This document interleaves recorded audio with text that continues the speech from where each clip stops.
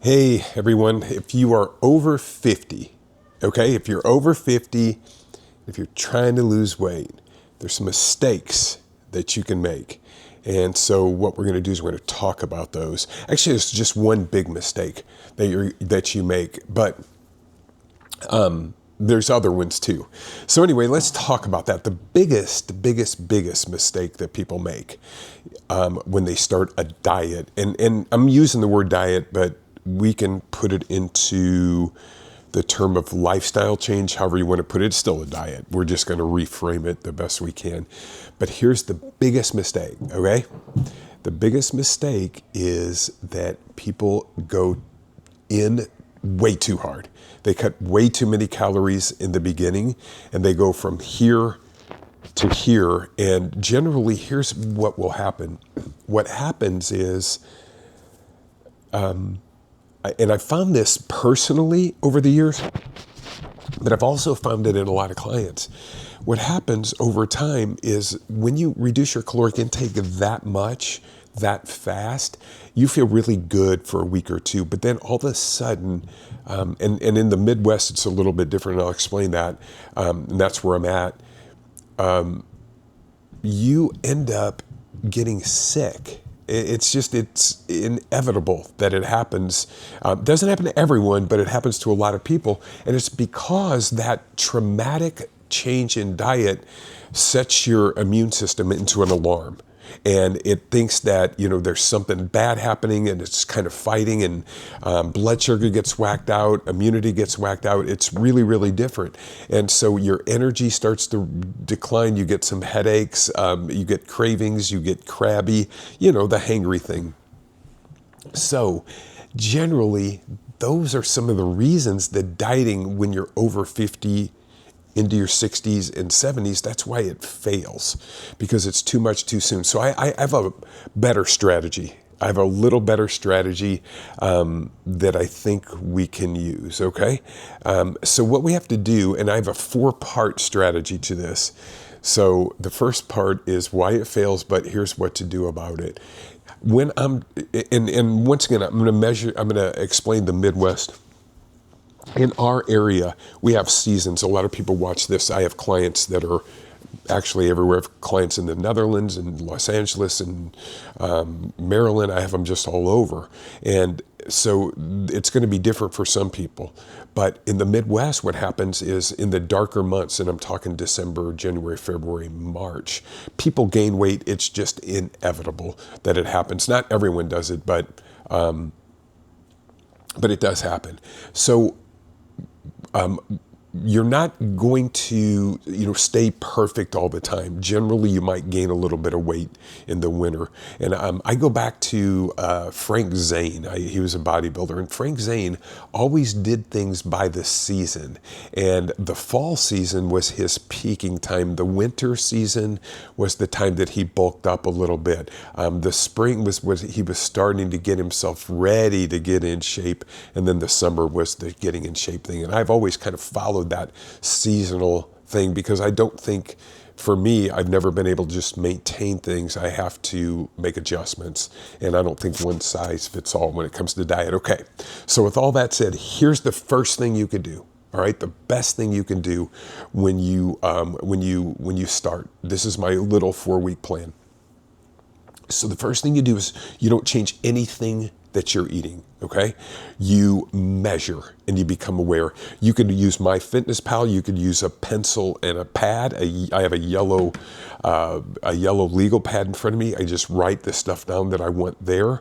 So that's a big possibility, and it does help a lot. But we need to know what we're taking in. In my book, The Gospel of Fitness, I talk about if you can measure, then you can adjust. If you don't measure, then you can't adjust. And here's what I mean by that.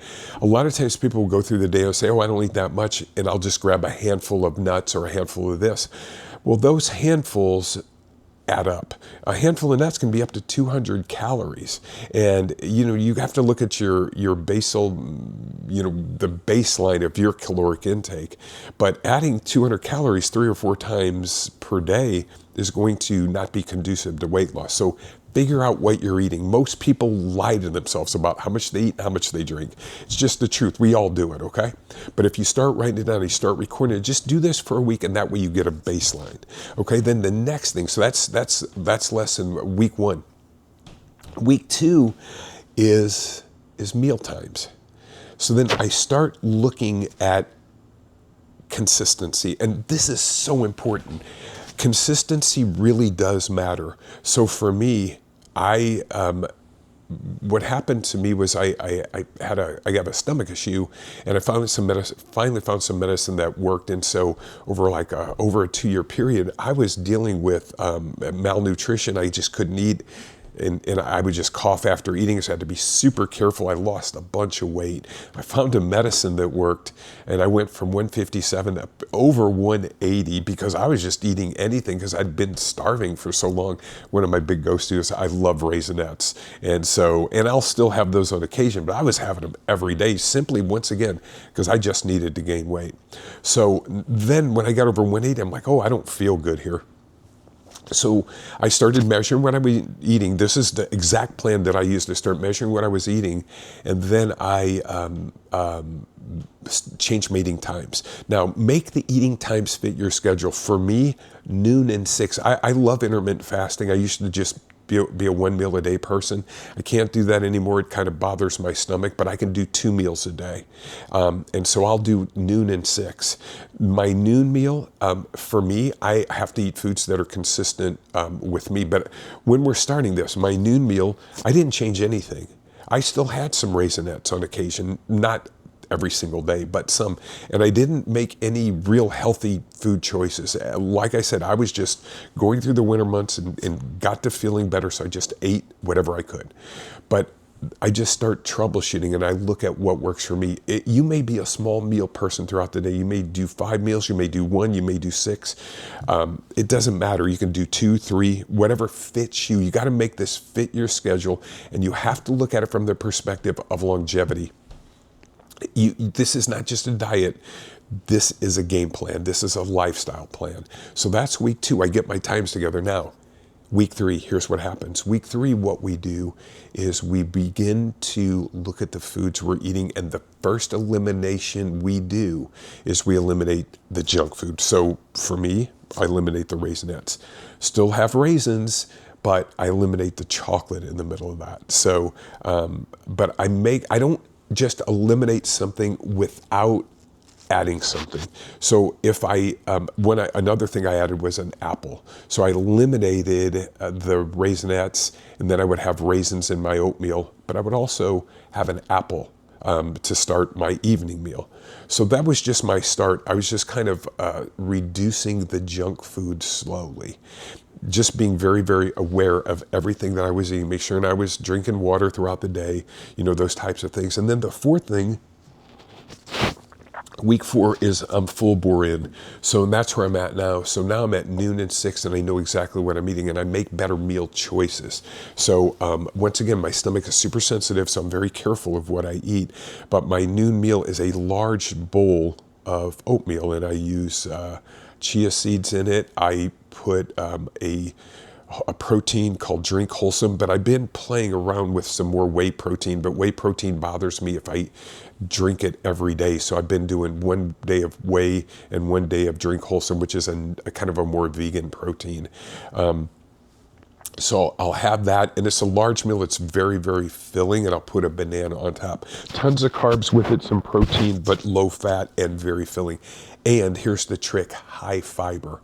The more fiber you have, the better off you're going to be. It really does make a difference when you're eating more fiber.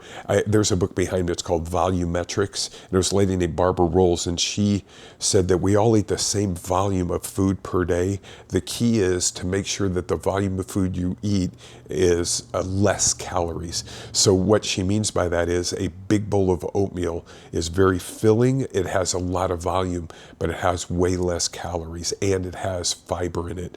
So that's really good. If you're a carnivore, if you're a low carb, find what fits you. I don't think one size fits all for everyone. A lot of people do, but I don't believe that. I think you have to find what fits you. And then for the evening meal, I will have a more protein-based meal. That'll be, a lot of times I still have carbs in it with fiber. I have some brown rice. I'll maybe make fried rice with that, where I put vegetables, a lot of vegetables, high volume, low calories. Then I'll mix some eggs or some meat in with that. And that is a perfect day for me. If I'm super hungry before bed, I will add a protein bar. I just get whatever kind of fits me. I've been doing Bear Bells or something like that. Those taste pretty good. They're kind of a stone's throw away from a candy bar, though, to be honest. They do claim to have 20 grams of protein, but they do hold me over from there. And here's another trick. This is super important. Eat the same foods as every day if you can, for as long as you can. You can have variety, don't get me wrong, but consistent meals and the same foods really helps with weight loss and increases weight loss and fat loss. Now, with all that said, there's another trick that you have to do, and I think this is incredibly important. I would say that if you don't do this thing, don't diet at all. That's really the truth. And it's resistance weight training. You have to lift weights. And the reason for that is because with diet, you are going to lose some muscle. Even if you do resistance weight training, there's a big possibility you're going to lose some muscle. Hopefully none if we're perfect about it, but generally you're going to lose a little bit. And reducing the amount is the key. We're not just after weight loss, we are after fat loss, because weight loss can include bone, and it can include muscle, and it can include fat, but we want pure fat. So the key to that then is not to just say, hey, I'm going to lose this much fat in this particular amount of time. Those are good. Those are goals. You need them. But I'm going to look at this from a long-term perspective. And if you do make these changes, I promise you, you will start losing weight. But I want you to look at it from the perspective of a half a pound a week. Now, when you start, you'll lose more because you're going to lose some glycogen, you're going to lose some water. But a pound to a half a pound a week, the slower, the better. As far as a long term, if you lose a half a pound a week or a pound a week, you're at 26 to 52 pounds in a year. Don't look at this from a short-term perspective, look at it from a long-term perspective. Now, let's say that you have a wedding coming up. Different story, contact me. Go to my page, fitnessandmore.net, set up an appointment. I'll walk you through how to go about that. But resistance weight training is super important. 2 days a week of that. If you're older, you can get away with 1 day a week, and then walking daily. 30 minutes after dinner is super duper helpful. That is the trick. Now, you can add a multivitamin as a general rule for vitamins. I'm not going to go into any more supplementation than that. Take the multi in the evening. The reason for that is your body begins to slow down, and I think it agitates and breaks down the vitamins to be in your system for a little bit longer in the evening. With all that said, hopefully that makes sense and that helps you. Once again, fitnessandmore.net is my site. The Gospel of Fitness is my book. You can get that on Amazon. Bestseller for a while on that one. And if you want to meet with me, just go to that site and set up an appointment, and we can chat and go from there. Hopefully that helps you.